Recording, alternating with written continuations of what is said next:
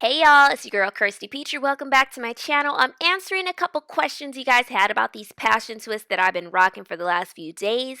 I used 3 packs of RastAfri braids Tahiti curl crochet.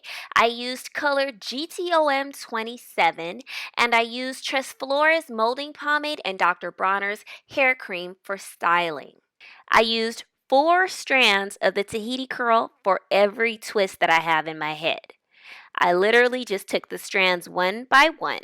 Once I take the strands one by one, we're going to get into the technique of installing. After you have your 4 pieces together, you're going to take each piece and really fluff them out.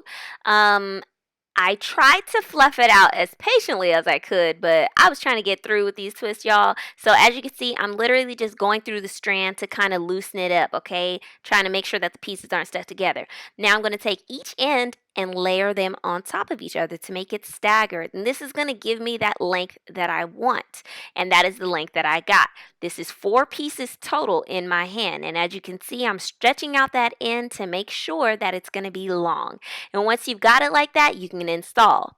Now here in this next clip, as you guys can see, I took those same pieces and I layered them, and then I took another piece and just put it in between, so that way you can have a little bit more blonde throughout. So this is different ways you could do it, and that is still 4 pieces. That's different ways that I install the twist in my head. Once you've got your hair layered, you're going to go ahead and install it into your sectioned off part. I started off as a braid and then I transitioned into a twist.